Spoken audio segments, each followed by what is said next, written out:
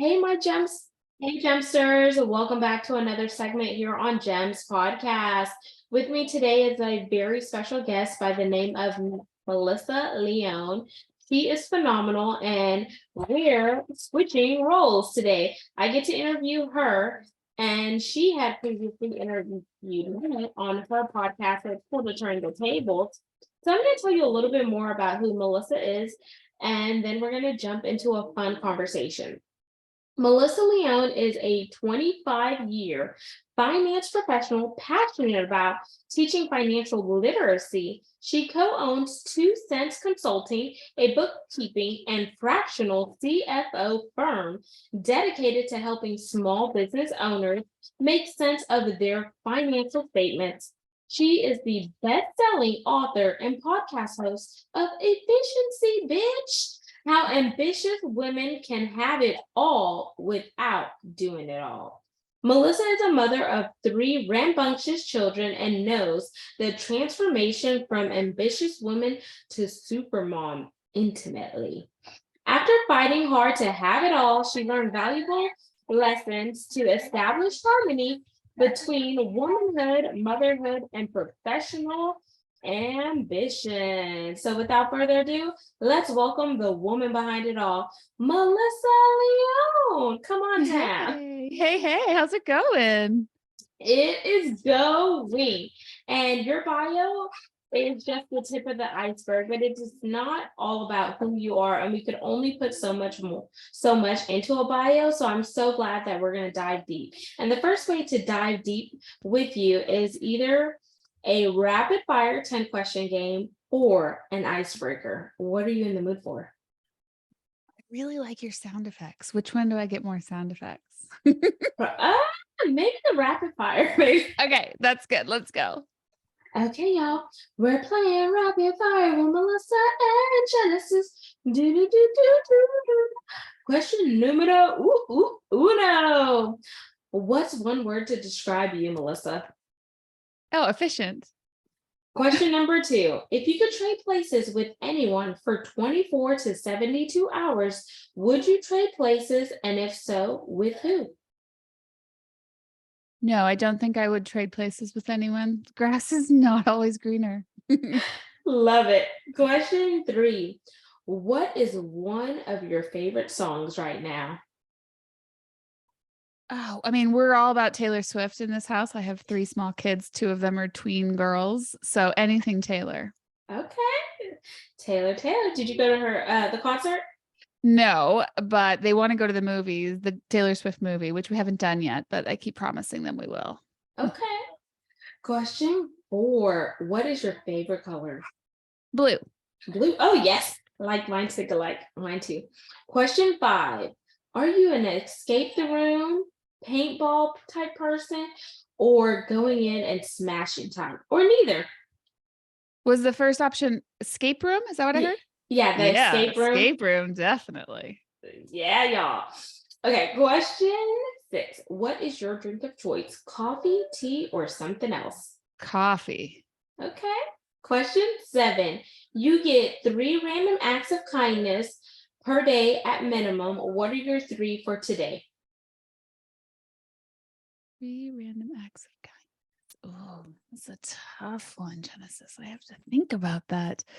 I'm all about teaching financial literacy. So I think act number 1 would be to help someone in need who's needing to learn more about money.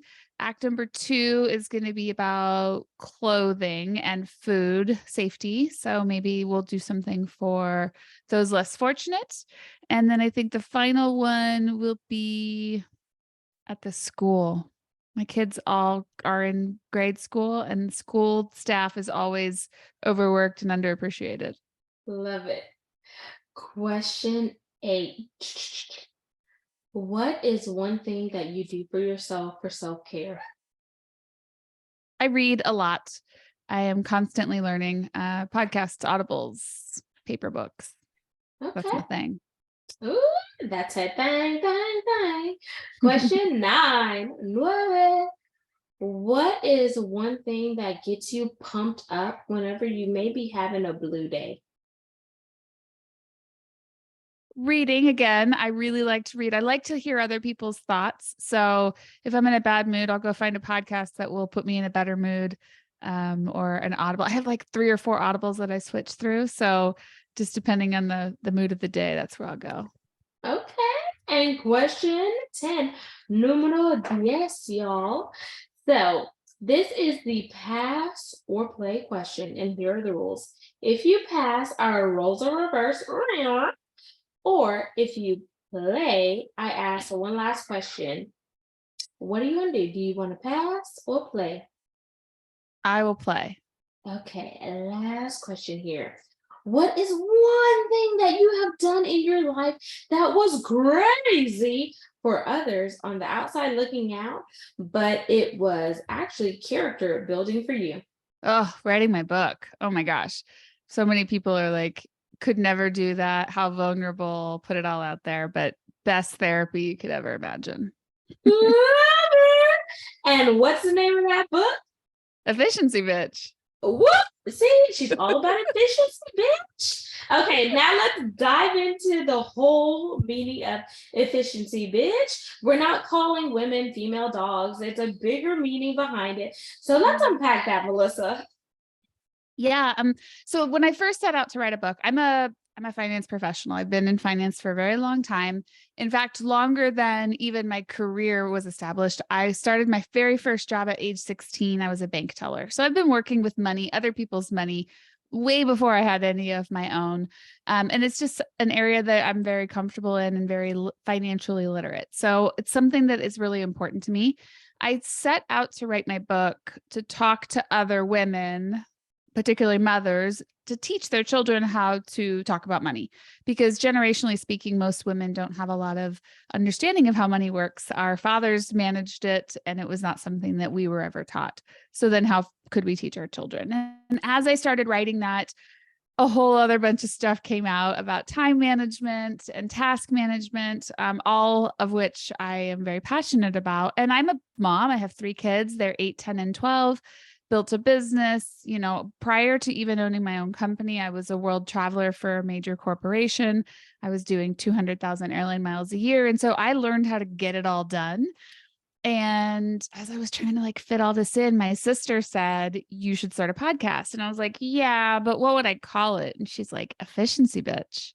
And the reason she said that is I called my mom an efficiency bitch when I was a teenager. We got into a fight and I called her that in not a nice way, but it turned into a love language for the 3 of us.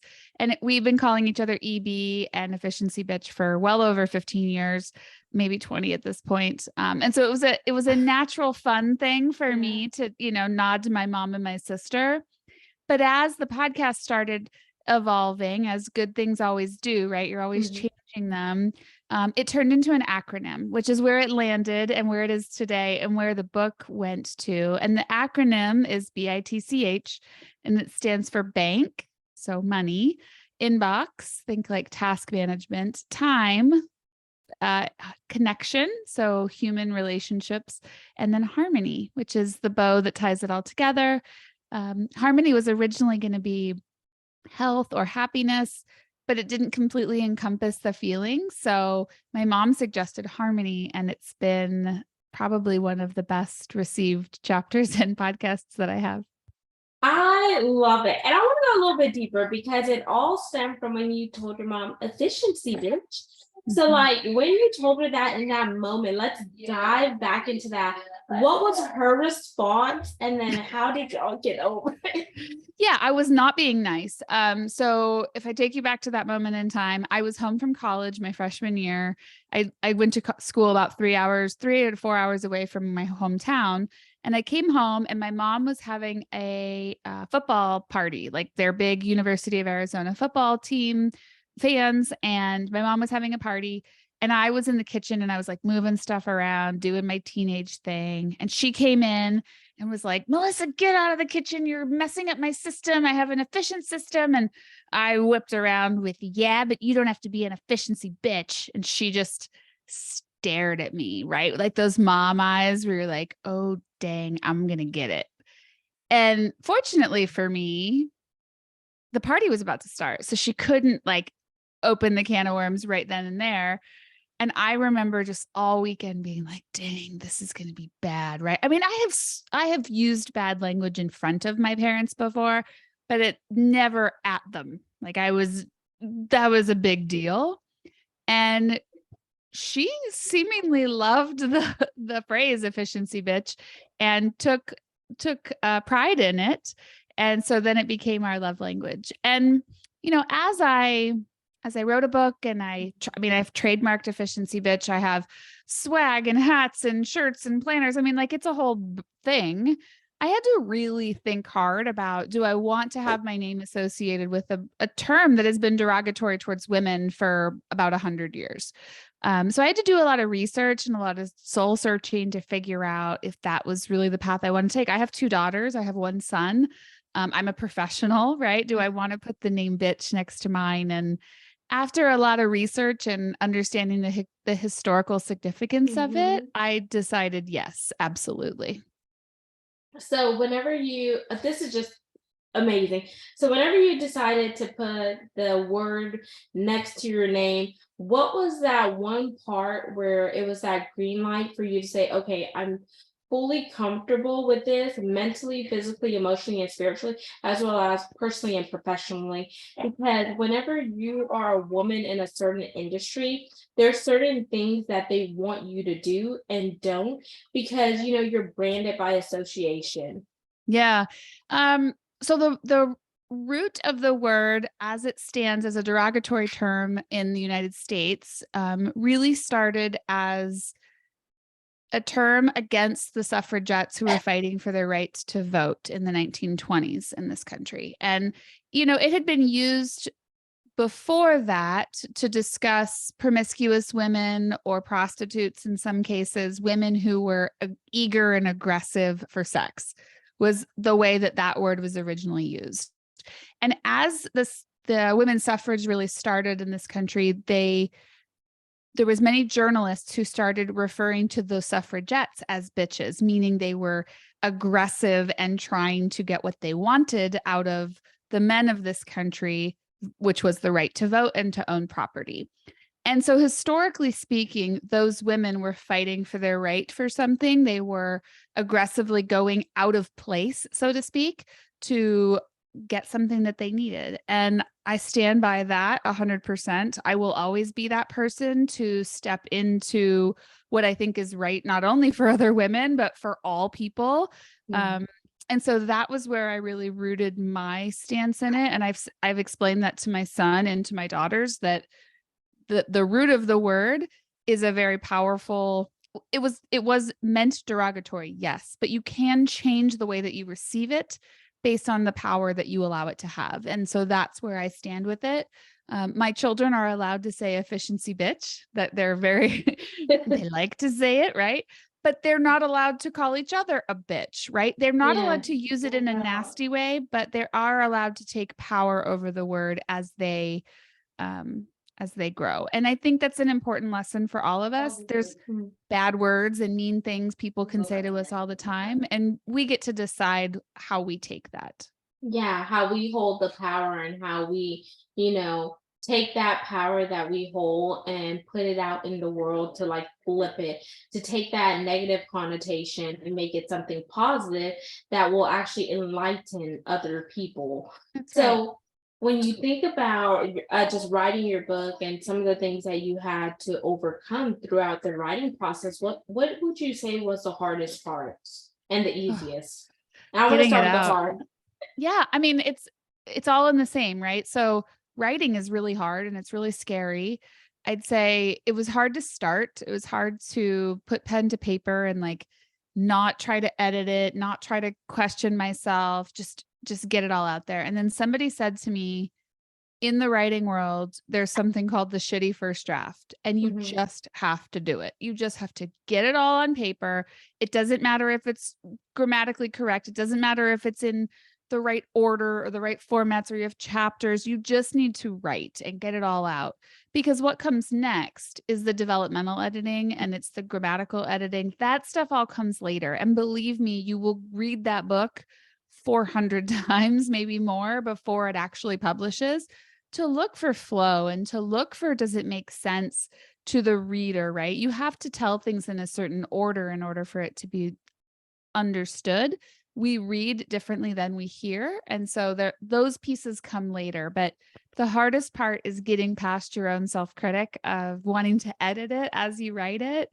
Um, and once it's written, like, the really hard part is the self-promotion. The really hard part Mhm. is asking people to read your words.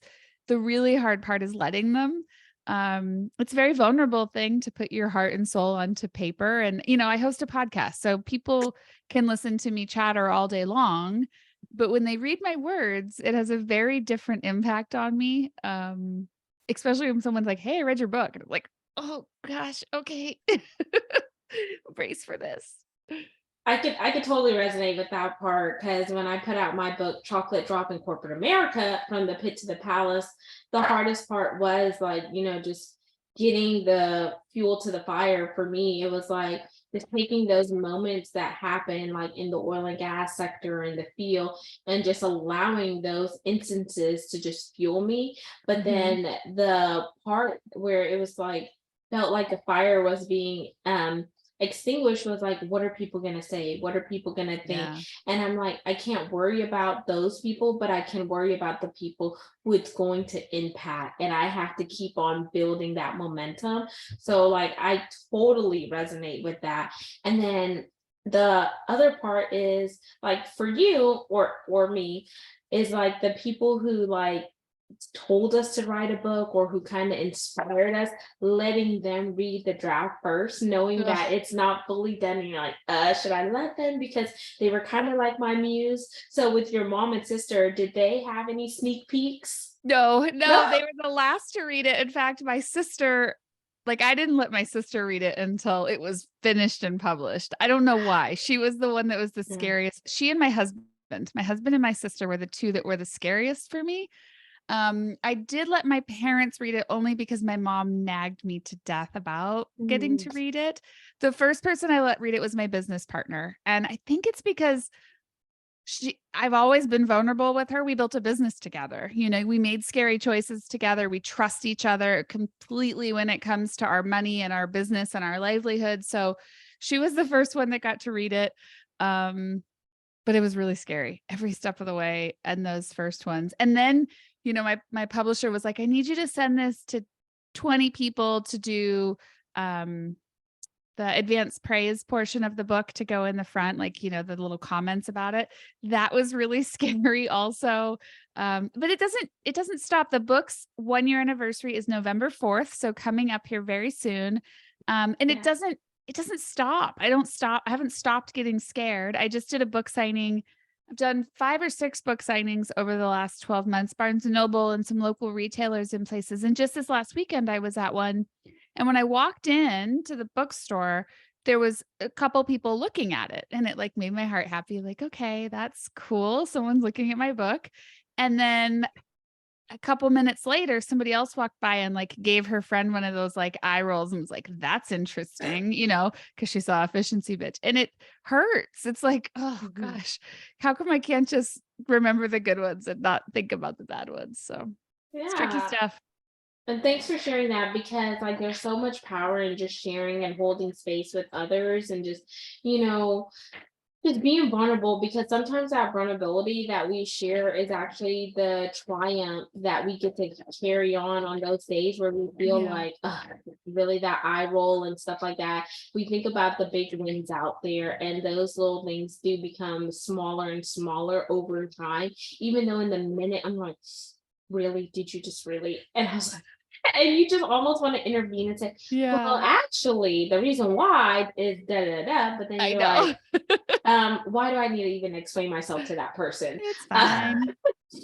so, with all the incredible things that you have going on, Melissa, being a mom, being a business owner, running a podcast, how do you get to go out there and encourage other women to do the same? Because sometimes you don't always want to be on, like, sometimes you just want to be like behind the scenes, but there's a bigger purpose out there. Yeah, I've really let myself evolve, I guess is the right word, through this phase of my life. I spent 20 years in corporate America, and then I switched out in 2020 and went into my own business and have spent a lot of time growing and building that. I was able to retire my husband from his corporate career last year to work for our company as well. So we've had a lot of big triumphs. But what comes with that shift and that change is that one, I never leave my home because I work from home and then I live here. So that's a very strange thing that you have to kind of work through. And then also the idea that you're never leaving work. My office is always like 2 steps away. And so I've really had to allow myself some evolution through this process, to learn some of my boundaries, to learn the ways that sometimes I need to take a client call at 8 o'clock on a Saturday night, right? And other times I need to say no to it. And it's certainly an evolving process. I'd say been really lucky to be part of the podcaster community for the last 3 years because I've met some incredible people with some incredible knowledge and you build friendships. And that's definitely been a huge space for me. Anytime someone's like, hey, I want to start a business or I want to do something, how do I start? And I'm like, get on podcasts, go meet cool people because there's some cool people out there doing some good stuff. So it's an evolution, it's a process, and it's all about the community that you build. I love it. So community, y'all, setting up boundaries, because I definitely can hear that in the midst of all that is just knowing when to say yes, when to say no, knowing when to start and when to end your day. The fact of communication, because whether you realize it or not, she communicates behind the scenes as well as on the forefront. And then having that strong support system, your family, your friends, your business partner, and etc. I think that's really big. But now for the men, because we don't want to forget y'all fellas. So we have the efficiency bitch over here, but like, what do we call the fellas? Like, how do they, come into the ecosystem? It's funny. I get asked that a lot. Can men be efficiency bitch? And absolutely. I mean, the way that I want this to work is that it's an all-inclusive type of environment, right? The title of the book is How Ambitious Women Can Have It All Without Doing It All, or the subtitle rather. Um, but a lot of my story comes from the support and the efficiency of my husband. It's not all about me and me being in the spotlight. Without my husband being the support system that he's been, both with our family and raising the kids and cooking the meals and supporting me and my crazy ideas, I wouldn't be here. And the acronym applies to all people. So if you were to read the book and you go through bank, inbox, time, connection, and harmony, um, you wouldn't know I was talking to a woman necessarily, except for that I speak through my lens as a Mhm, mother. Um, but my goal really for all people, regardless of gender, is to work together and to recognize that mhm. it does Yeah. take a team in order to get it done. Obviously, being a finance professional, I'm super keyed into the idea that you have to understand how money works in order to have your full harmony, right? I really believe that if money's not on your mind, it will eventually be on your heart, and that's not where you want it to be. You have to learn to manage your money before it learns to manage you. And so those places certainly are equal opportunity for both men and women in that space. So on that note, because I know soon we're going to approach our time commitment with managing money, how can you take your expertise along with the book and really get it involved in the school system at a level that is comprehensible for them, like grade school, despite the name? Because I feel like sometimes the school system does not do it enough to teach younger people about financial literacy and how to really steward their finances, because let's be honest, some of the things that I learned in school, like, and from from grade school all the way up to my graduate degree, Yeah. is like it's not applicable, some of the stuff. And well, sorry, not graduate. I have a bachelor's, but graduate is next. Yeah. You know, uh, it's hard. People say this to me a lot, right? We don't teach it well in this country. And unfortunately, money is such a taboo topic for most people. You're not supposed to talk about it. schools really shy away from it. It's just like religion. Schools will shy away from religion, from politics, and from money. And the reason is that it's such an emotional thing at the home base. And so the schools don't want to touch it. I mean, they have some basic Hmm. curriculum to teach you how to write a check. And like my 8-year-old learns how to count currency and things like this. But by and large, they're not going to teach you money management. And it's because it's such an emotional topic at home. Hmm. My recommendation to parents is always you have to learn to desensitize it for yourself so that you can have those conversations with your children. I promise you, if you're not having those conversations with them as children, you won't be comfortable having those conversations with them as teenagers and or as adults. And they do need this. If they're not getting it from you, they're not going to get it from anywhere. And we know how dangerous that can be.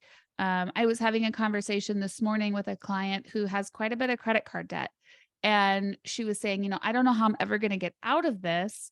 What what do I do? What do you recommend for my savings? And I said, when you have this amount of credit card debt, I do not recommend that you have a savings account. You don't want to make 3% on your $2,000 in savings when you're paying 30% in credit card interest. It's the math is upside down. But she was like, oh, like in her mind, she was trying to build a savings account because somebody told her one time she needed to have a savings account. But meanwhile, she's got 10,000 in credit card debt. It doesn't make any sense. So Hmm. you have to have people who already know or who've been through it to be able to teach you some of the things that you don't know. You don't know what questions to ask. There's a lot of information out there. It can be very, very overwhelming. A great place to start is inside your own home. People who are really uncomfortable talking about money, I recommend you go look at your bank account 2 or 3 times a day. It will start to desensitize you from the idea that money is bad and that you shouldn't talk about it. We talk about money in this house a lot. And just the other night, my kids were asking me about college. Do I have enough money to afford for the 3 of them to go to college? And then it was like, well, here's how much a in-state university costs. Here's how much an out-of-state university costs. Here's how much I have saved for you. Now we need to do some math. I mean, you can have general conversations with children without getting intimate details to them about your financial situation. But overall, the conversation has to start at home every time. I love that. And so one of the tips I heard so far is go look at your bank statement 2 to 3 times a day. Can you share two more practical tips with the audience that we can give them as homework? Because what good is hearing this conversation? Because I think in order for you to be an efficiency bitch, it's like you need to take the knowledge that we have dropped and applied it in order so you could get on your way to efficiency. Yeah. First thing I'd say is if you are an employee, meaning you get a paycheck from an employer, you want to find out first if they have a 401k offering. If they do, and a lot of them do, particularly if you're working at a large company, if they offer a 401k match, you need to sign up for that yesterday. That is free money all day long. You will never find a better investment than 100%, which is what a 401k match will do for you. Do that today, go ask the questions. The other thing I would say is that if you don't know how much you spend on a monthly basis, I would encourage you to do 2 things. The first is to get a piece of paper out right now and write down all of the places you think you spend your money. So rent or mortgage, insurance, gasoline, food, kids, sports, school stuff, all the places you think, just like an exhaustive list. And then maybe a week from now, when you're not so frustrated or tired from that, go back through your actual bank account and compare it to real numbers. And I promise you, you will find things that you forgot, or you will find things that cost more than you recognized. Um, Money's kind of like eating. We always eat a few more calories than we think we are. And that's why when you're dieting, Mm. writing down all of your calories really matters. And it's the same kind of idea in money management. And that just gives you an idea, right? It's a fast place to start. I'm a big, big fan of Rocket Money, which is an online app where you can link your bank accounts and it will kind of help categorize that stuff for you. It's very reasonably priced and you can use tools like that, but paper and pen work just as well. Amazing. And thank you so much for sharing that, Melissa. And the other tip I'll add, y'all, if you're are color coordinated. Get out highlighters, different color highlighters, and look at your bank statement, and all the ones that are food expenses, highlight that one color. All the ones that are like insurance or whatnot, highlight that another color, and then credit cards. And then that way you could begin to color coordinate things. And then you're also building those healthy habits. And you could do this on a monthly basis if that's easier, a weekly basis, or either a daily basis.